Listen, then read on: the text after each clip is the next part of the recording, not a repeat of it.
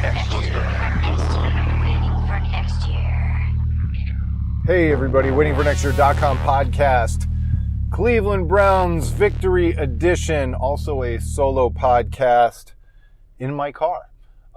Sorry for the delay. Sorry it's taken so long to get to this all-important Cleveland Browns topic because there's nothing I wanted more than to talk about it right away. It just didn't quite work out. I was in West Virginia at a super boring insurance conference, as I like to call them, when the Cleveland Browns won their game.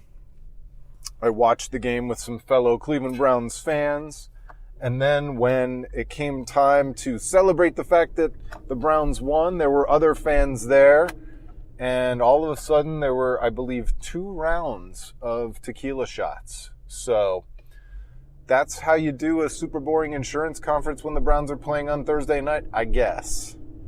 So, as a result, this is kind of my first chance to really react to the game and talk about it.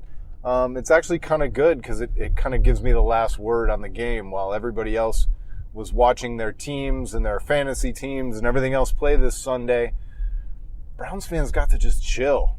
It's the greatest feeling in the world. The Browns win on Thursday, and then you get a beautiful, beautiful Sunday off, assuming most of you live in Northeast Ohio. It was just a gorgeous day. My insurance agency had a $1 movie screening of The Princess Bride, which was really fun, but in hindsight, I would have been outside. So anyway, let's talk about the game. It begins and ends with Baker Mayfield, and of course I'm going to get there, but I can't get to Baker Mayfield without talking about Tyrod Taylor first, which makes sense because, you know, Tyrod was the one who started the game to begin with. And I know it seems really obvious now that Baker Mayfield should have been starting all along, and that the Tyrod Taylor experiment was an utter failure. And I can't argue with the fact that it was an utter failure. I still don't quite understand why. I know there are things lacking in Tyrod Taylor's game. There's a reason that he was available for the Browns to trade for him. There's a reason that he's on his, 3rd team or 4th team? I know he's with the Ravens and with the Bills and now with the Browns. I mean, all these things, it makes sense. I get it. But Tyrod Taylor is not as bad, or at least hasn't always been as bad as what we've seen the first 2.5 games in Cleveland. It's unbelievable to me just how bad he's been. It's definitely more unbelievable to me how bad he's been than it is how good Baker Mayfield was coming in the game. So I know Tyrod Taylor was a failure. I know that it didn't work out, but suffice to say, I'm confident we didn't see the best that he can play.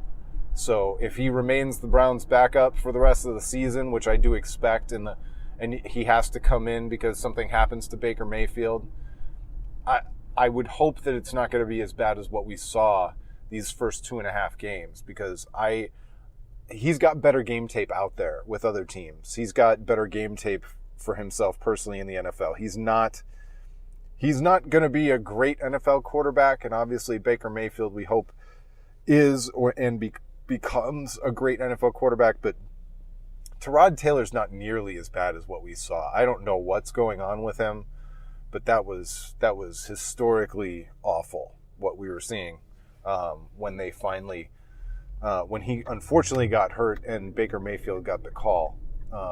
That was just absolutely electrifying. You couldn't script a better storybook performance for Baker Mayfield to come in down, to bring the team all the way back, to win the game, to start firing like that in front of a home crowd, throwing people open, firing bullets. It was, I can't remember any other rookie for any team that had such a dramatic beginning to their career. I'm sure there's plenty, but certainly none with the Browns. Absolutely none with the Browns. By the way, my sometimes podcast co-host Ben Axelrod tweeted, the last 3 Browns victories are all from Heisman Trophy winners. Johnny Manziel, RG3, and now Baker Mayfield. How crazy is that? When you look at those 3 quarterbacks, all 3 Heisman Trophy winners, all victories for the Browns, all in a row. Those are the last 3 wins for the Browns in a row. That's truly, truly unbelievable. Unbelievable because 2 of those guys were drafted by the Browns and RG3, the RG3 experiment. Let's talk about that for a second, because while we're talking about Tyrod Taylor, I've been getting into these continued conversations with people trying to rewrite history over the last couple of years, and I even argued with our own Bodie from Waiting for Next Year about RG3, and it bugs me. Like, it's a dumb argument to have, because obviously RG3 flunked out here in Cleveland and probably is mostly flunked out of the NFL at large at this point. But there's this idea that because it worked out that way, that the RG3 experiment was a failure from the beginning and a bad idea. And I will never, ever, ever understand that. It's like saying that drafting Courtney Brown was a bad idea because he ended up being hurt and not being able to perform and not turning his career around here in Cleveland. Like, that's not how these things work. If you're just focused on outcomes, you totally ignore process. And the idea is that, and Bodie would say that he's arguing process too, but I don't buy it. I just don't. Signing RG3 off the street and hoping that he could somehow turn his career around here in Cleveland with a new coaching staff and new receivers and everything, and all it cost you was some of Jimmy Haslam's money, that's always kind of a good idea. Now, Bodie would argue that the signing of RG3 enabled or emboldened the Browns, and Sashi Brown in this case, to not draft a quarterback or enabled them to trade down from Carson Wentz. I can't obviously co-sign for that, but I don't think those two things have to be quite so related. But anyway, I don't want to talk about RG3. The Browns now have Baker Mayfield. He's going to be their starter for the foreseeable future, and what he showed only makes you more excited to see what he can do with an entire week of preparation with Todd Haley, with those receivers, to push forward against the Raiders at 4 o'clock next Sunday with 10 days preparation or whatever. 10 days rest at least. I don't know if they have any extra days of preparation out of it. Maybe 1 or 2. But it's interesting. It's interesting in a lot of ways. The Browns looked dead. They looked like they were just lost at the beginning of that game. One player made the offensive line look good. One player made the running game start to work to the point that Carlos Hyde nearly had 100 yards, scored 2 touchdowns. It's the network effect of having Baker Mayfield play well and make everybody else around him better. That's not something that we've come to get used to here in Cleveland. But now on the defensive side of the ball with Myles Garrett, you see how he kind of makes the whole defense better. And Denzel Ward has probably been the beneficiary of Myles Garrett, but also him capitalizing and making those interceptions when the pressure is manifested on the front line. Like it all works together. They all make each other better. And the defense being able to tee off a little bit with a lead. I mean, when was the last time this defense played with a lead in the last 5 years? Now, it's totally different from a mindset standpoint, from a philosophical standpoint. And I don't know. I just can't wait to see more. It's almost frustrating that we have to wait 10 days to see another game, but at least we've got that good taste in our mouth instead of a bad one. All right, so here's another thing that really doesn't matter, but we should probably talk about.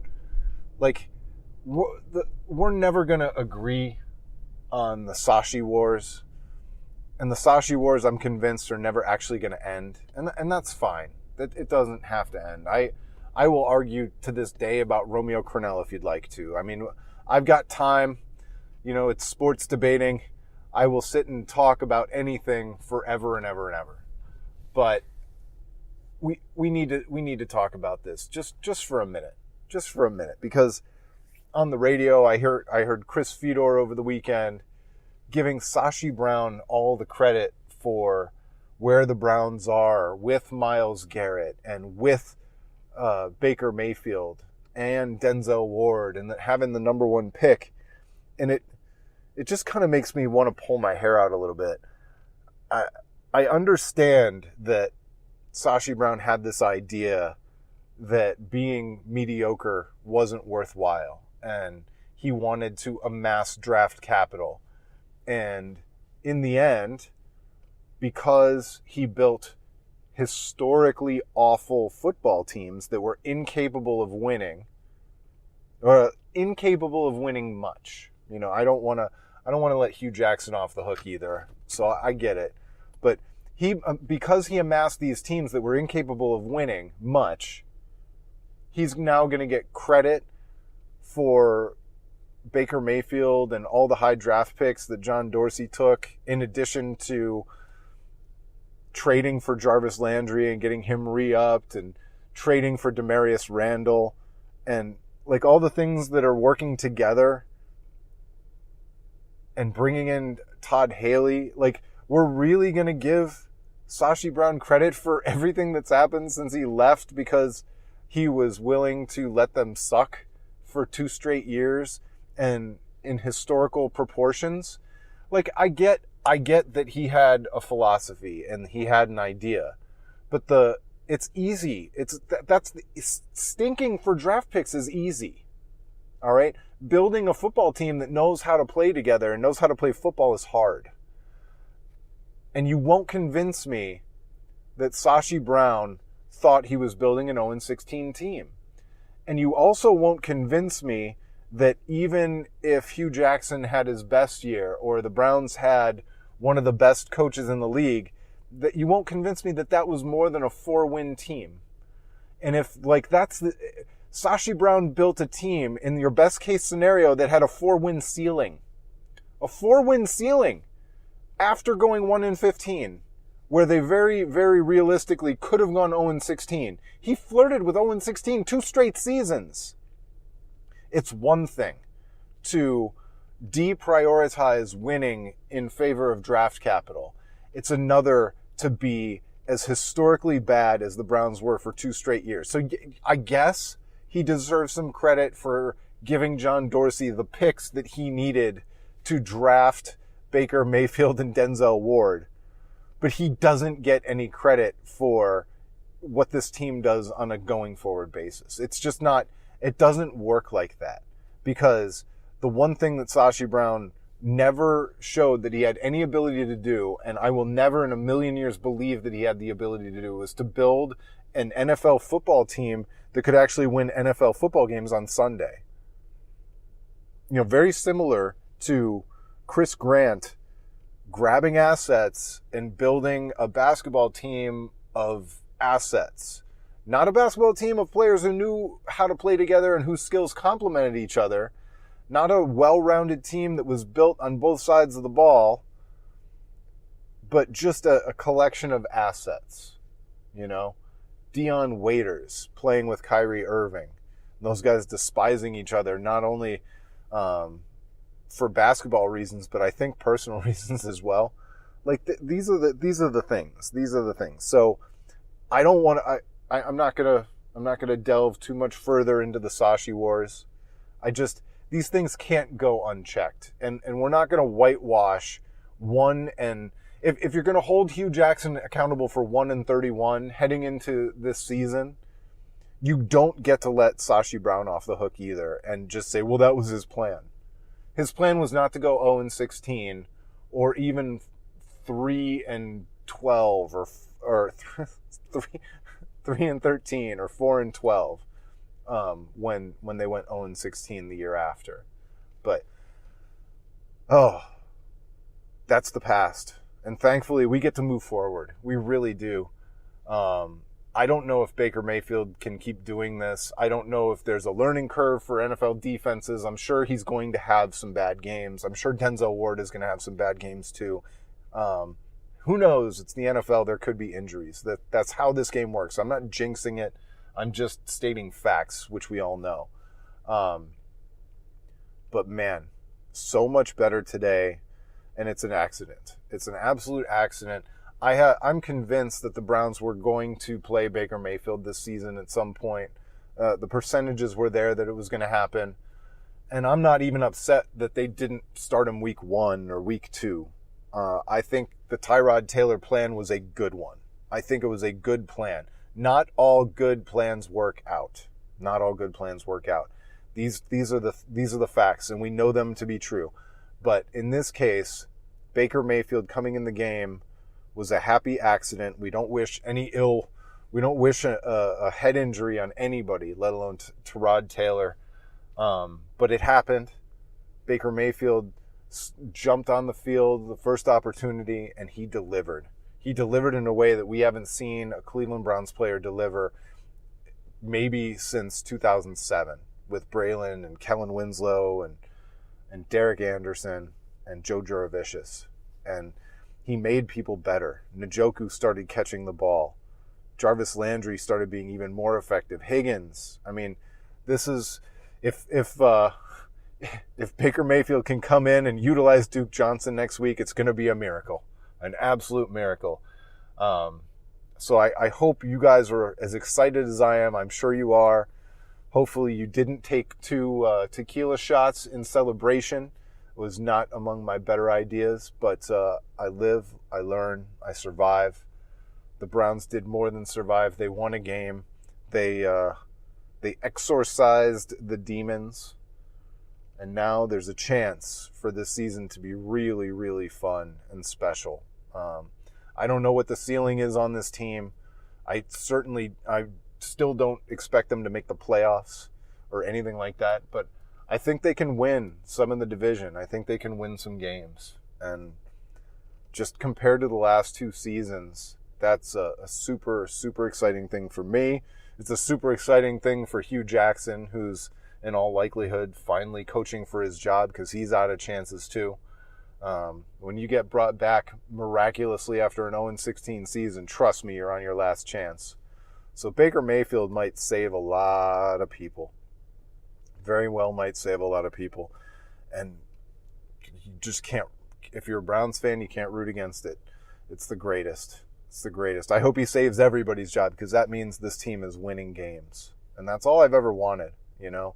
I understand rebuilding and amassing draft capital so that you don't sit there in the middle of the league, but there's nothing like winning. And having that quarterback is everything. Absolutely everything. All right, thanks so much for listening. I'm going to get Jeff Nomina back on the podcast. I'm going to try and hook up with Dave Sterling and talk to him sometime. And maybe I will finally stop shirking my responsibilities with Ben Axelrod on the 3 Sports podcast. It's just been tough scheduling the last couple weeks. So, I mean, the Thursday game being thrust in the middle didn't really help, even though it was awesome. So, hope to get back on track. Thanks so much for listening. We'll talk to you next time. It's been the waitingfornextyear.com podcast.